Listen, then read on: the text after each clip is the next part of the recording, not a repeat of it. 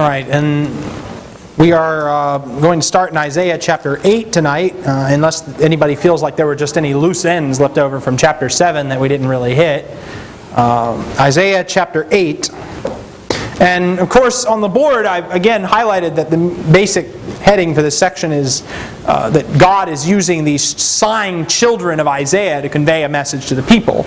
And there are 4 children mentioned throughout chapter 7 through 9. The first one was She'er-Jashub. We already saw him. And his name means a remnant will return. The second child is mentioned in chapter 7 and verse 14, and his name was Emmanuel, which means God is with us. The third child gets the name Maher-Shalal-Hash-Baz, and we're going to talk about him in a moment. And the fourth child, of course, we'll see in chapter 9. But let's begin in verse 1. The Lord said to me, "Take for yourself a large tablet, and write on it in ordinary letters, Swift is the booty, speedy is the prey. I will take to myself faithful witnesses for testimony, Uriah the priest, and Zechariah the son of Jeberechiah." So I approached the prophetess, and she conceived and gave birth to a son. And the Lord said to me, "Name him Maher-Shalal-Hash-Baz. For before the boy knows how to cry out, 'My father' or 'my mother,' the wealth of Damascus and the spoil of Samaria will be carried away before the king of Assyria." All right, so that statement there about how old the child's going to get before stuff starts to happen, does that sound like anything we've seen before?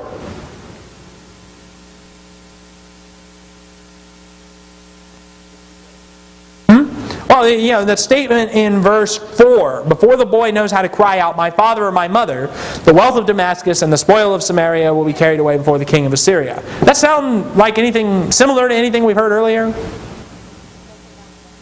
Yeah, they said that something very similar about Emmanuel back in chapter 7. In verse 16, "Before the boy will know enough to refuse evil and choose good, the land whose 2 kings you dread will be forsaken." And so Emmanuel and Maher-Shalal-Hash-Baz are very parallel in that God says, before he's old enough to do this, those 2 kings in Damascus and in Samaria are going to be removed. Those 2 cities are going to be destroyed. And let's not forget the overall context of this, the Syro-Ephraimitic War. What had happened was Rezin, the king of Damascus, and Pekah, the king of Samaria, had allied together against Ahaz, the king of Judah, and they were trying to remove him to put their own puppet on the throne. And the reason that they were doing this is because they wanted to form an anti-Assyrian alliance. Ahaz, in response, ratted them out to the Assyrians, and the Assyrians came and delivered him and destroyed these kings. But Isaiah comes to Ahaz and says, "Don't trust the Assyrians, trust the Lord." And he begins talking about Maher-Shalal-Hash-Baz here. What does that name mean, Maher-Shalal-Hash-Baz? Yeah, swift is the booty or the spoil, and speedy is the prey. And basically what this is it's a comment about how quickly things are going to happen, how quickly the peoples are going to be plundered. And who's getting plundered here?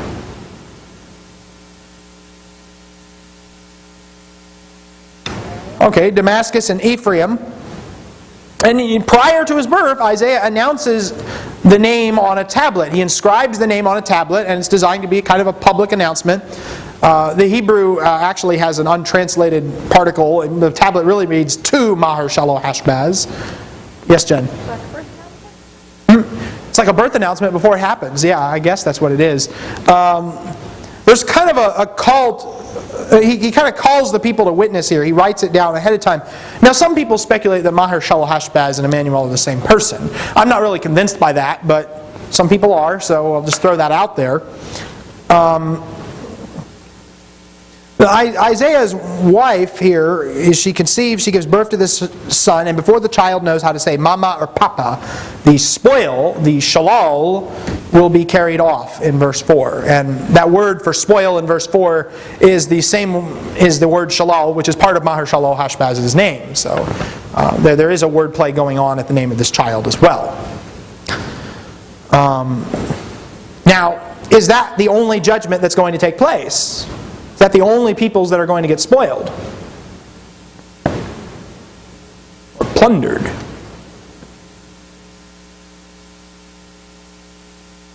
Probably not. Let's keep reading. Again, the Lord spoke to me further, saying, Inasmuch as these people have rejected the gently flowing waters of Shiloah, and rejoice in Rezin and the son of Remaliah, now therefore, behold, the Lord is about to bring on them the strong and abundant waters of the Euphrates, even the king of Assyria and all his glory, and it will rise over all its channels, and go over all its banks. Then it will sweep on into Judah. It will overflow and pass through. It will reach even to the neck, and the spread of its wings will fill the breadth of your land, O Emmanuel. Be broken, O peoples, and be shattered, and give ear, all remote places of the earth. Gird yourselves, yet be shattered. Gird yourselves, yet be shattered. Devise a plan, but it will be thwarted. State a proposal, but it will not stand, for God is with us. Now, in those verses, what we have is kind of the flood of Assyria coming in. Ahaz called on Assyria for help. Assyria comes and destroys Damascus and Samaria. They take their cities, they capture their plunder, they carry their treasures off. But is that the end of the story? Is that all Assyria is going to do?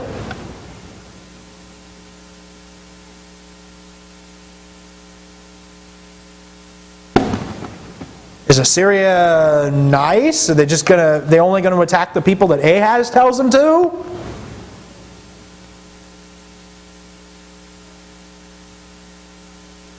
I'm sorry? They're going to go to Judah? Yes, they're going to go to Judah. That's the whole point of this text right here. The oracle is primarily an indictment against Judah. In verse 6 he says, Inasmuch as these people have rejected the gently flowing waters of Shiloah, and rejoice in Rezin and the son of Remaliah. And these people is a reference to Judah. They're rejoicing over the fact that Rezin has been destroyed. They're rejoicing over the fact that Pekah, the son of Remaliah, has been destroyed. But God says, in the process of so doing, you rejected the gently flowing waters of Shiloah, which, the whole business of that, basically that's a symbol for, they rejected God's presence on them. But God says in response, since you rejected that, I'm going to bring on you something else. I'm going to bring on you these strong and abundant waters of the Euphrates, even the king of Assyria and all his glory. And so instead of getting the gently flowing brook of God, they get the terrifying torrents of Assyria. In the course of the Syro-Ephraimitic War, Judah rejected God to rely on Assyria. And because they rejected God, because they rejected their fountain of living waters, they won't enjoy the brook, so they will suffer the flood. And we know that Judah is singled out here because of what it says in verse 8. It will sweep on into Judah, and it will overflow and pass through. It will reach even to the neck, and the spread of its wings will fill the breadth of your land, O Emmanuel. So Judah is being singled out for judgment here. You think that you're going to be able to just call on Assyria and that'll solve your problem. You didn't trust God, you trusted Assyria. And look, Assyria solved our problem, right? Well, not exactly. The flood of Assyria winds up reaching to the neck. Later on in the book of Isaiah, we see that Jerusalem is they're in very real danger of being destroyed by the Assyrians because of these events right here, because of these circumstances. Now, what eventually winds up happening is that Hezekiah trusts God. Hezekiah becomes king after Ahaz, and he trusts God at the critical moment, and God does not destroy their city, but instead destroys the army of the Assyrians. That's what happens later on in the story. And throughout this, there's this reminder that human devices will get you nowhere. Calling on Assyria is not going to help you. Being shattered. There's a statement in verse 9. You'll see that the expression "be shattered" appears 3 times in that verse. Why? And it says, "Gird yourselves, yet be shattered." What does it mean to gird yourself? Prepare, get ready for what? War, yeah, they would be girding themselves for battle. The idea is, whether this is girding more specifically for battle, girding the sword, or more of a general preparation of just girding up the loins. He says, "Gird yourselves, yet be shattered." No amount of preparation, no amount of girding yourself is going to protect you from the shattering judgments of God. Oh, you're going to make a plan, are you? Devise a plan. What happens when we make plans and don't take God into account? Murphy's Law. If something can go wrong, it will. It does. Yeah, verse 10, devise a plan, but it will be thwarted. State a proposal, but it will not stand. Just as Rezin and Pekah, they had a plan to overthrow the Assyrians, and guess what? It didn't work. Because they didn't include God in their plan. Well, Ahaz thinks he's got a better plan, because, he called the bigger bully on the playground to help him out. He called Assyria to help him out. Was Ahaz's plan going to work? Well, no, it doesn't ultimately, because he didn't take God into account either. Later on in Isaiah, some people suggest, well, maybe we shouldn't trust the Assyrians. They don't have our best interest in mind. We should go to Egypt for help. Egypt's the guys we want to be siding with here. You think that plan's going to work? No, that plan's not going to work either, because it does the same thing that all the other plans do, fails to take God into account. The whole point of Isaiah is this question of where is your trust? Do you trust God, or do you trust man-made solutions to problems? Make a plan, it's going to be thwarted. State a proposal, it's not going to be stand. Just as Rezin and Pekah's plan would not stand, Ahaz's plan will not stand either. Now, throughout all of that, I love the ending statement of the verse. God is with us. Have you ever met people who, they've got a plan, but God's with me, God, He wants me to succeed, He wants me to be with me on this plan, but what's the problem with that kind of thinking, though? Well, God is with us. This is God's land. God's not going to let it fall. Just because we say God is with us doesn't mean He's with us. Well, we can tell ourselves all kinds of things. That doesn't make it so. Well, yeah. Of course, there's another element to that. God is always with us. But sometimes He's undermining and sabotaging your efforts. So, there's that element too. God is with us, right? Well, there's two effects that God's presence has on people. Either God is with people for protection and salvation, or He's with them for judgment and destruction. One of those two things. There's a kind of a wordplay on the name Emmanuel here. Oh, God is with us. Well, how is He with you, though? Is He with you in the context of destruction or in the context of helping you? Well, how do you determine the difference between the two? A large chunk. Study His Word. You study His Word. Well, ultimately there's a choice we have to make, isn't there? We have to decide at the end of the day whether we want to trust what God says or we're going to trust what man says. We're going to trust God's way of doing things or we're going to trust man's way of doing things. And this is no more fully manifested than in the true God with us of Jesus Christ. And you think about that. Jesus, the way that He lived, the way that He died, the way that He was raised, leaves us with no alternatives. We must choose between conforming ourselves to that or just outright rejecting that. There really isn't a such thing as a polite refusal of Jesus and the message of the cross. Once we fully understand what that message entails, you're either for Him or against Him. And God has either come among us as an act of compassion and salvation, or God has come among us for judgment and destruction to remind us that this is what will happen to those who do not obey the gospel. Many people will take their own actions, their own ideas, and say, well, I'm doing this in the name of the Lord Jesus. Right. Matthew 7:22. You claim that it's in the name of God or in the name of Jesus. He's apt to say, I never did. Yeah. Well, that's the thing. Oh, God is with us. I don't want to get political or anything, but, there's this song, God Bless America. Well, not necessarily. Depends. If they do His will, then yes. But if not, then no. One, I can't remember, senator, I think, after 9/11, who quoted Scripture, and he said, they have torn down, but we will rebuild. But he pulled that passage right out of context, because the very next statement was, but God said, but it shall not stand. Shall not stand, it shall not come to pass. Again, it's this whole idea of, where is your trust? Is your trust in your own plans, your own ability to get your ducks in a row? Your own, we think you're so smart accounting for every variable and planning out every detail. Well, no. Because at the end of the day, God is the one who has a say in whether or not your plans will come to fruition or not. Now, the rest of chapter 8 is devoted to a contrast between the two ways, if you will. Let's read verses 11 through 22. Unless anybody's got something else on the first 10 verses of chapter 8.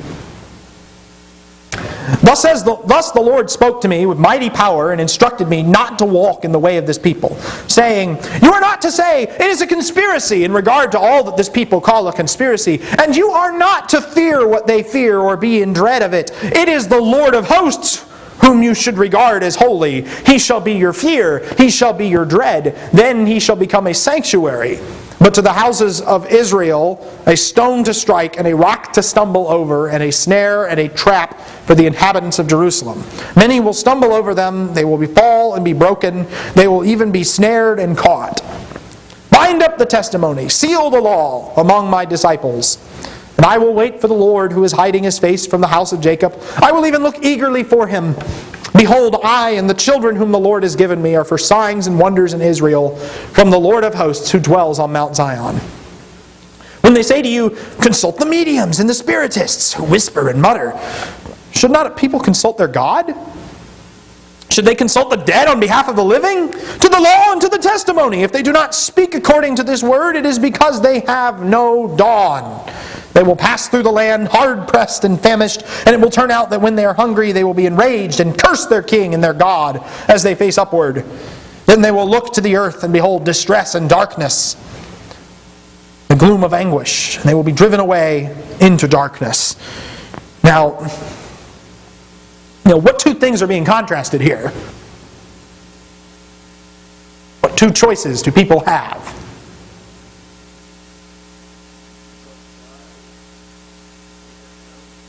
Okay, yeah, it's the way of the people and the way of God, the way of holiness.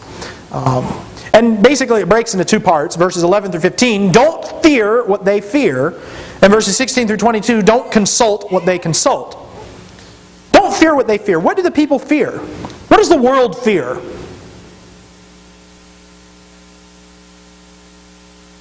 I ask you something. What is the world afraid of?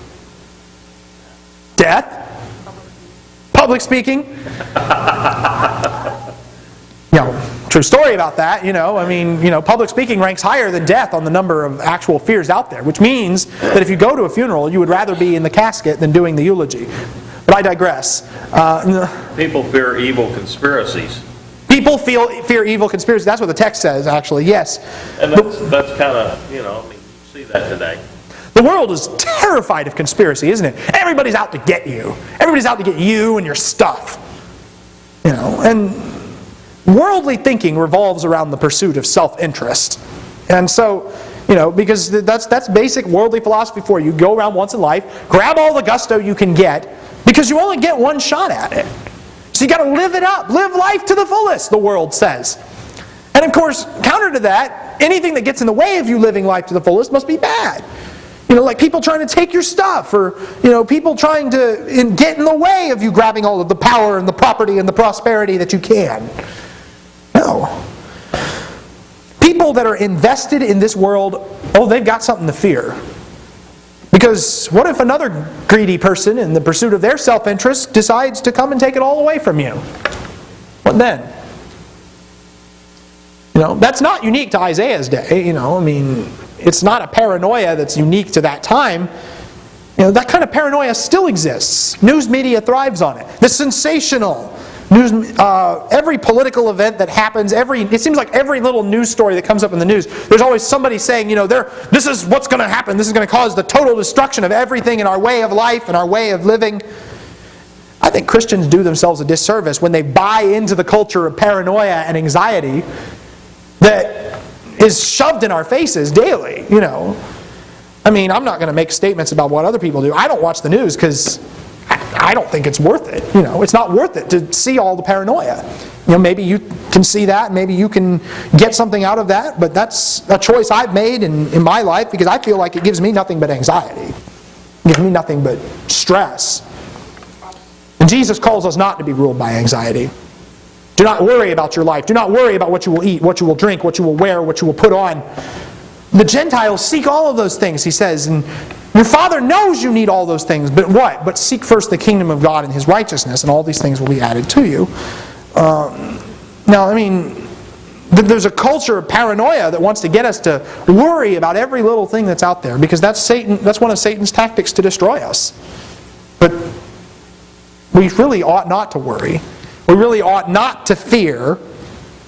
He says, don't fear what they fear. Don't be in dread of what they're in dread of. Why? Because you're supposed... Well, why shouldn't you fear what the world fears?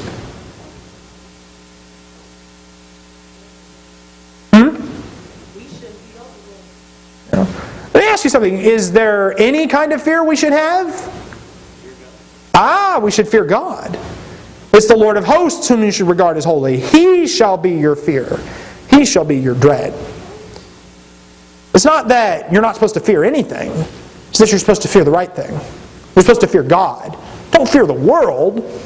Don't fear, it's like Jesus says, don't fear those who can kill the body and then have nothing left to do after that. Fear the one who has power over both the body and soul. Fear the one who can cast into hell. He's talking about God there. Right? Yes? Just from, I've tried to research this, and what I've found, someone mentioned it to me, and I've tried to make sure that this is true, but the most frequently given command in Scriptures isn't the command to love, it's not command to go, it's the command to be not afraid or do not fear. I'll have to check that. That's interesting. If, you think, who all says do not fear or be not afraid, you would have to include almost every prophet, Paul, Jesus, Peter, the Hebrew writer. An angel says it almost every time an angel appears to anybody. They're probably very scary looking. It's the most frequently given command in the Bible. We're not to live in fear and timidity, but we're given a spirit of fearlessness. I know that it's interesting here. There's another little contrast that he throws right in here. He says, I lost my place, I'm sorry. He shall be your fear, he shall be your dread, verse 13. Verse 14, then he shall become a sanctuary. If you fear him, if you dread God, he will be your sanctuary. He will be your safe place. Mm-hmm. Well, actually, there's a wordplay going on between verses 13 and 14. You need to regard the Lord of hosts as holy or as sanctified, and then he will become your holy place, your sanctuary. It's the same root, basically. But to both the houses of Israel, a stone to strike and a rock to stumble over, and a snare and a trap for the inhabitants of Jerusalem. Many will stumble over them. They will fall and be broken, and they will be snared and even caught. Now, interesting thing here, verse 14 gets quoted quite a bit in the New Testament, doesn't it? And in fact, actually, this whole passage in its context is utilized pretty heavily by 1 Peter. My favorite instance of this, of course, is in 1 Peter chapter 3 and verses 14 and 15, where he said, who is there to harm you if you prove zealous for doing what is good? In 1 Peter 3, I'm going to start in verse 13. 1 Peter is definitely drawing on this passage, although he changes a word or two here or there. Who is there to harm you if you prove zealous for what is good? But even if you should suffer for the sake of righteousness, you are blessed. Do not fear their intimidation. Do not be troubled. That's Isaiah 8, verse 12. But sanctify or regard as holy, who? The Lord of hosts? Well, here he says, sanctify Christ as Lord in your hearts, always being ready to make a defense to everyone who asks you to give an account for the hope that is in you, yet with gentleness and reverence, and keep a good conscience, so that in the thing in which you are slandered, those who revile your good behavior in Christ will be put to shame. Interesting how he swaps the word Lord of hosts with Christ, when he gets to verse 13. But the idea is, again, don't fear what the world fears. Don't fear death, because that's the worst thing you could do. They could do to you. They could. Who's going to harm you if you prove zealous for doing what's good? Well, a lot of people. But not really, because there's resurrection after the fact. We must sanctify Christ as Lord if we are to defend the hope within us. And hope is the opposite of fear. It's fear is because we think we're going to lose something. Hope is, we've got something to gain. We've got something to expect and cling to. But, of course, so if we sanctify the Lord, He becomes a sanctuary. But if we don't sanctify the Lord, He becomes a stumbling stone. And now we're back to that double-edged nature of God with us. You can either go into the holy house, or you can trip over the holy house. It's a big thing to trip over.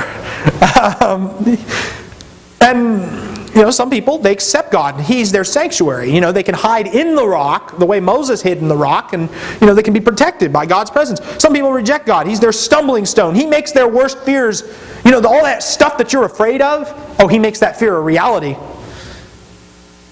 And here's the real thing. If you fear what the world fears and you don't fear God, guess what? God will give you what you fear. That's how the concept of the stumbling block works. Now, the passage is quoted in Matthew 21, in Luke 2, in Romans 9, in 1 Peter 2, and every time it appears, the stumbling stone is always a reference to who? Who is the stumbling stone always talking about in the New Testament? What is the answer when you don't know the answer to a Bible class question? What is the one thing you can always say and it always works half the time? God. Jesus! Yeah. Or God. God also works, but... Jesus, no. Everyone I can think of is Jesus. Yeah, exactly.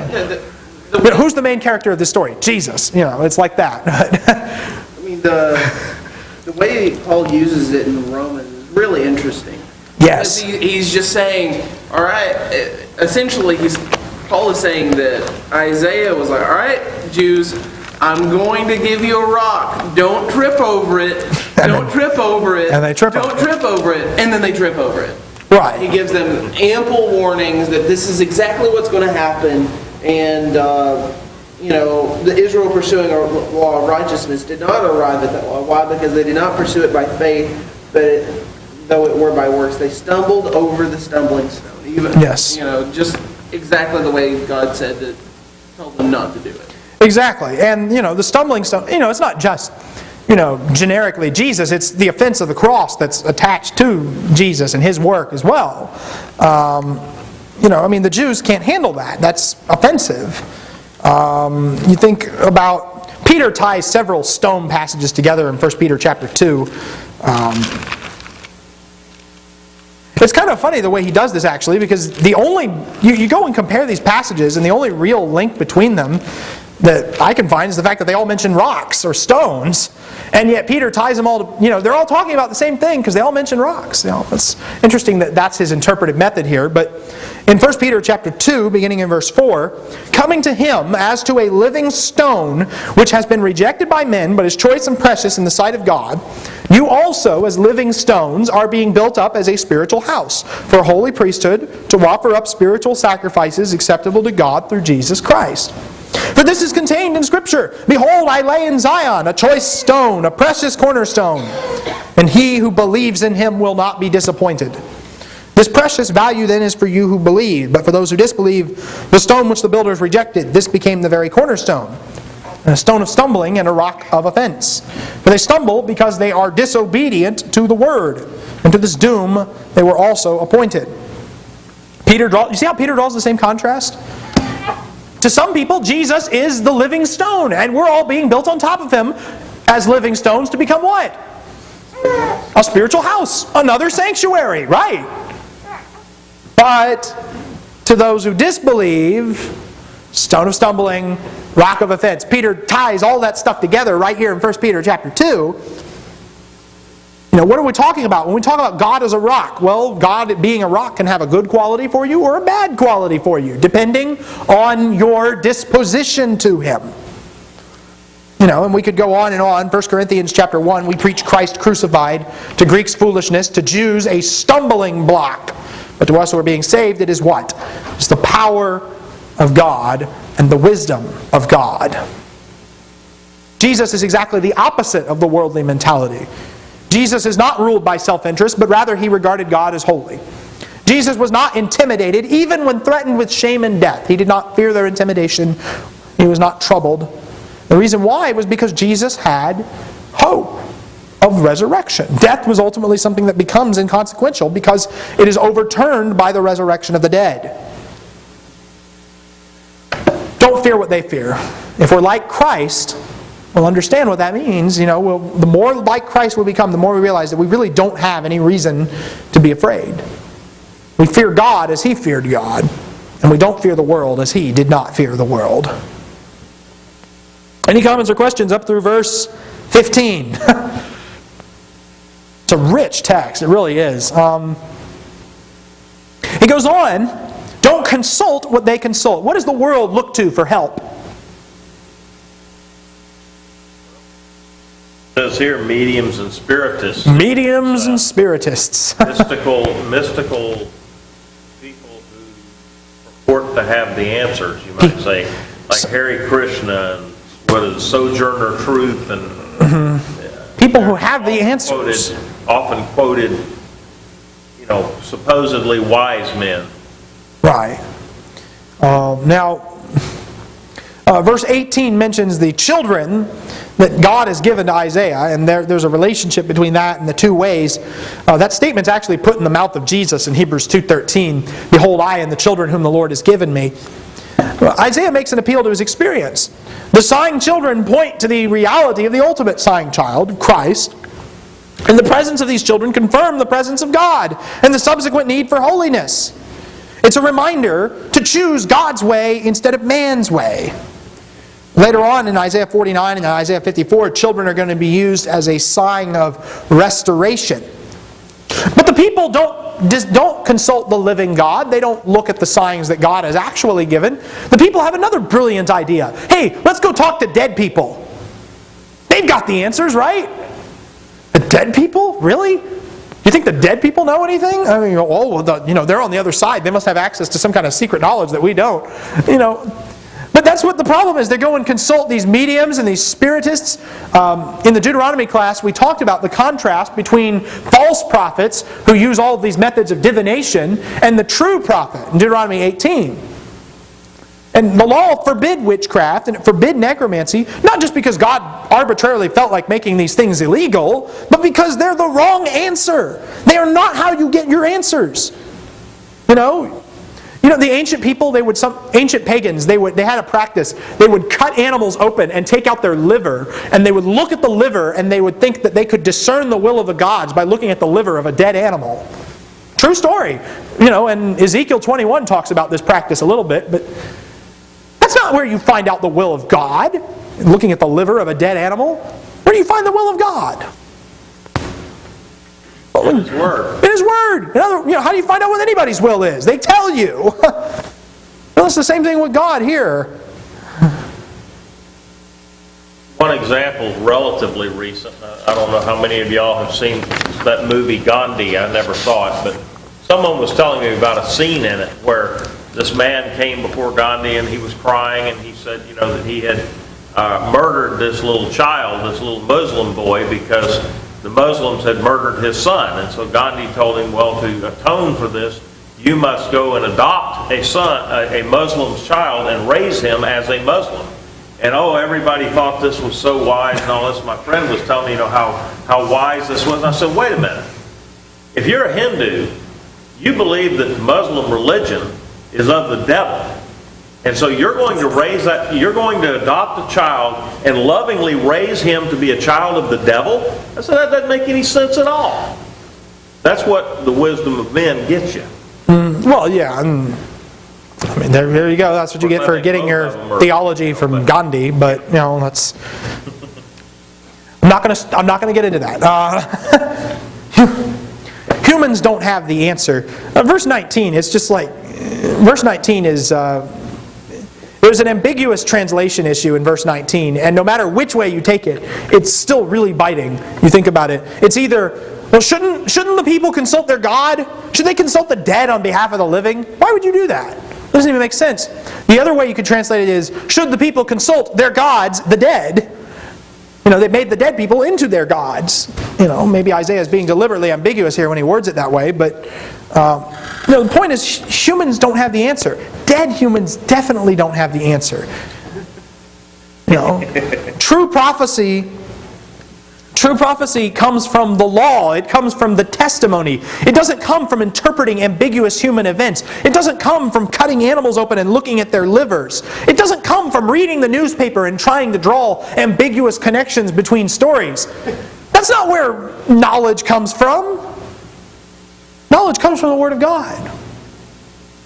Now here we have it doesn't come out and say it, but the Sadducees believed that God was dead, and Jesus said, well, He is the God of Abraham, Isaac, and Jacob, so if He is, then He is still alive. And here we have an instance where the Old Testament doesn't come out and say it, but it indicates that God is a living God. Right. And this is, the sad result is that when we reject what God says, well, the end result is destruction. The cycle of judgment, they get hard-pressed, they become famished, the people become hungry because they've rejected God. And so the response to their hunger is what? We're going to curse God because you did this to me. We're going to reject you, and then when bad things start to happen to us, we're going to point the finger of blame at you and say this is your fault. Human logic for you right there. Human logic, it's like the neo-atheism of Richard Dawkins. I'm going to deny the existence of God, but at the same time claim that He's the most, malevolent, bigoted bully in existence. You can't have it both ways. Either He doesn't exist or He's, the other one, There's a problem with that. And so they finally look up, but they're not looking up for help. They're looking up to curse God. And looking up yields no help. And looking down finds only darkness. They will look to the earth. They will look upward and they will curse God as they face upward, and then they will look to the earth and behold distress and darkness, the gloom of anguish. They will be driven away into darkness. Now, that's a very, very sad note to end on, and we're almost to the end of class now. And I hate ending the class on a sad note like that. So let's read the very next verse, because men put these chapter divisions there. But, after talking about all this darkness, chapter 9 and verse 1, there will be no more gloom for her who was in anguish in earlier times. He treated the land of Zebulun and the land of Naphtali with contempt. But later on He shall make it glorious by the way of the sea, on the other side of Jordan, Galilee of the Gentiles. Actually, in the Hebrew Bible, chapter 9 and verse 1 goes with chapter 8 verse 23. So they're back and forth as to where the chapter break occurs. And what's the opposite of darkness? Light. Light. So the very next thing it says in verse 2 is, the people who walk in darkness have seen a great light. Those who live in a dark land, the light has shone on them.